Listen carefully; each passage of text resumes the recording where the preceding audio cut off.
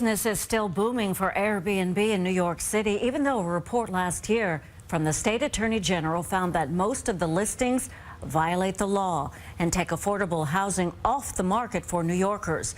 One state elected leader went undercover as a tourist to see exactly how that's happening. CBS2 Sonia Rincon has this exclusive story. Somebody asked you something never mentioned in the building Airbnb.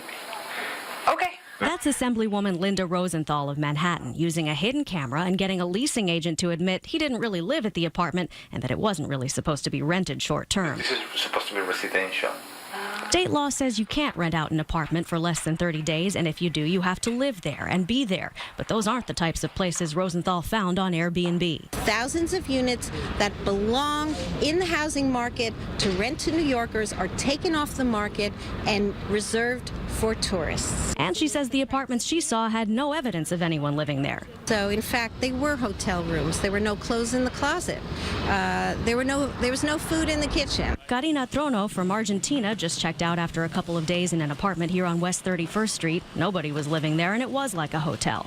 Yes, there's an office. You go to the office, and there's a person that asks you for the reservation. You give your reservation, and you have the key. An apartment at this luxury building on West 33rd Street was advertised on Airbnb as being exclusively a rental for tourists. The listing actually said no one lives there. Rosenthal says landlords, leasing agencies, and Airbnb are all profiting while New Yorkers lose. Here, she went to get the key from someone named Stephanie, but it was at a leasing office, not the apartment, and Stephanie didn't live there. We have like over 200 apartments, so everybody has to come. And then what's Stephanie?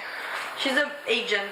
She just books apartment. We went to that office. Do you know that they're renting properties illegally on Airbnb? No, not at all. The man who said he works there didn't have any more to say. These Irish tourists here to pick up keys for a week-long rental were confused when we explained that's not legal here. If it's not legal, how are they getting away with it then? The answer to that, according to Rosenthal, is that the city isn't enforcing the law. As for Airbnb, it claims it advises users that they should follow local laws and provides information about them.